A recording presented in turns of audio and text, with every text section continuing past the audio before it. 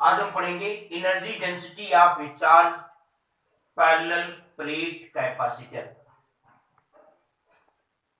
इसका मतलब ये होता है कि जब भी हम किसी पैरेलल प्लेट कैपेसिटर को चार्ज करते हैं, जब इसको हम चार्ज करते हैं तो चार्ज करने में जो भी वर्क करना पड़ता है वो वर्क इस प्लेटों के बीच एनर्जी के रूप में स्टोर हो जाता है, जिसको हम इसकी पोटेंशियल एनर्जी कहते हैं, जो आप पिछली वीडियो में पढ़ चुके।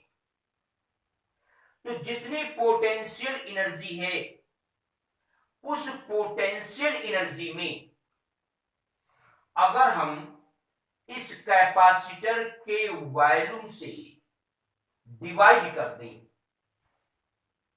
यानी पर यूनिट वॉल्यूम में कितना एनर्जी स्टोर हुआ है ये निकाल लें, तो उसी को हम कहते हैं एनर्जी डेंसिटी।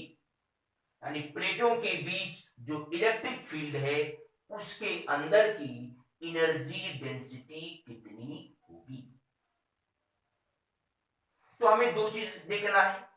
हम जानते हैं कि जब हम इसको चार्ज करते हैं तो इसके अंदर जो एनर्जी स्टोर होती है, जिसको हम पोटेंशियल एनर्जी कहते हैं, वो potential energy U is equal to होता है हाफ CV²। मान लें कि प्लेटों के बीच जो इलेक्ट्रिक फील्ड है वो कैपिटल E है, तो अगर इलेक्ट्रिक फील्ड कैपिटल E है और पोटेंशियल डिफरेंस कैपिटल V है, तो हमने फार्मूला पढ़ा है E इक्वल टू V/D, या V इक्वल टू क्या होगा E/D। ये वैल्यू ला करके यहां पर पुट करें आप, तो कैपिटल U इक्वल टू क्या आएगा हाफ C V² है तो जाएगा E² इंटू क्या D²। ये कैपिटल U आ गया। अब हम क्या करेंगे, इसका वॉल्यूम निकालें और वॉल्यूम से इसमें डिवाइड कर दें, क्योंकि पूरे वॉल्यूम में इतना एनर्जी स्टोर हुआ है तो पर यूनिट वॉल्यूम में कितना एनर्जी स्टोर होगा उसी को हम एनर्जी डेंसिटी कहते हैं। तो इसका वॉल्यूम कितना होगा, इसका जो वॉल्यूम होगा वो होगा, देखें इस प्लेट का एरिया हमने A मान रखा है, बीच की डिस्टेंस को D मान रखा है, तो वॉल्यूम क्या होगा A/D। वॉल्यूम निकल आया। तो एनर्जी डेंसिटी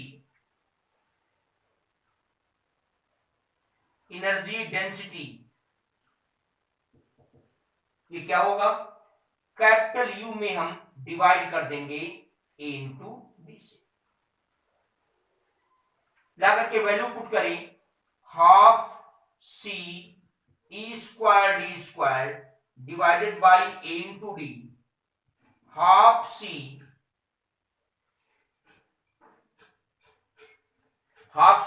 कितना आएगा, एक चीज और देखें,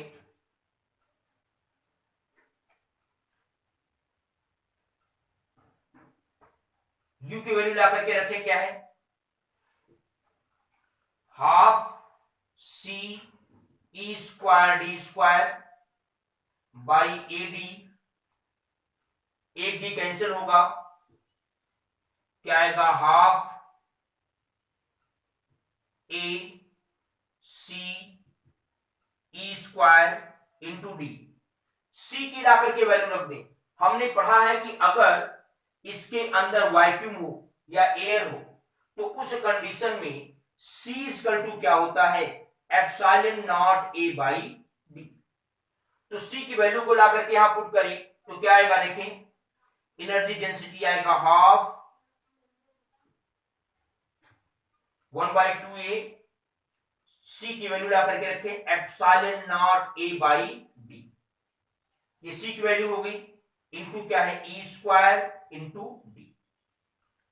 A से A कैंसिल हो जाएगा, D से D कैंसिल हो जाएगा, तो एनर्जी डेंसिटी कितनी आएगी, half epsilon not E square.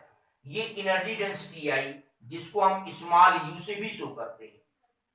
तो एनर्जी डेंसिटी हो गई half epsilon not E square. अब देखें force between the plates of charged parallel plate capacitor. देखिए जब हम किसी भी कैपेसिटर को चार्ज करते हैं तो देखें इस पर प्लस क्यू चार्ज होता है, इस पर क्या होता है माइनस क्यू चार्ज। तो इनके बीच एक अट्रैक्शन फोर्स लगता है। हमें यही निकालना है कि ये अट्रैक्शन फोर्स होगा कितना। तो इसके लिए हम ये माने कि जो दोनों प्लेट हैं ये एक दूसरे से बहुत ही स्मॉल डिस्टेंस पर थे, पहले एक दूसरे से बहुत स्मॉल डिस्टेंस पर थे। इसको हम धीरे धीरे करके स्मॉल डी डिस्टेंस तक डिस्प्लेस किए हैं। तो जब इसको स्मॉल डी डिस्टेंस तक डिस्प्लेस करेंगे तो इस अट्रैक्शन फोर्स के अगेंस्ट आपको वर्क करना पड़ेगा। कितना वर्क करना पड़ेगा उसको अगर हम W से शो करें तो W इज इक्वल टू हो जाएगा force F into displacement D। इतना वर्क डन होगा। फिर देखें जब हम इसको दूर करेंगे, जब हम इसको डिस्प्लेस करेंगे तो ऐसा करने में जो वर्क करना पड़ता है वही वर्क उसमें एनर्जी के रूप में स्टोर हो जाता है। हम जानते हैं कि जो पैरेलल प्लेट कैपेसिटर होता है इसके अंदर जितनी एनर्जी स्टोर होती है वो एनर्जी U इक्वल टू होता है half Q into V, half Q V. इतनी एनर्जी इसके अंदर स्टोर होती है, हाफ क्यू वी। यहां से V की वैल्यू ला करके रख दे। हमने भी पढ़ा है V इक्वल टू क्या होता है E इंटू डी। V की ला करके वैल्यू रखें तो U इज इक्वल टू क्या आएगा हाफ क्यू, V की वैल्यू कितनी है E इंटू डी। इतना एनर्जी इसके अंदर स्टोर हुआ, इतना वर्क डन हुआ, और जो भी वर्क होता है वही वर्क उसके अंदर एनर्जी के रूप में स्टोर हो जाता है। इसका मतलब है कि W इज इक्वल टू क्या आएगा कैपिटल U। ला करके वैल्यू रखें तो एफ डी क्या आएगा half Q E D, D D cancel हो जाएगा। एफ इक्वल टू क्या आएगा हाफ क्यू इंटू ई आया, हाफ क्यू ई। तो जो चार्ज पैरेलल प्लेट कैपेसिटर होता है उनके प्लेटों के बीच इतना फोर्स लगता है। अब इसके बाद का जो हेडिंग है वो आप नेक्स्ट वीडियो में देखेंगे।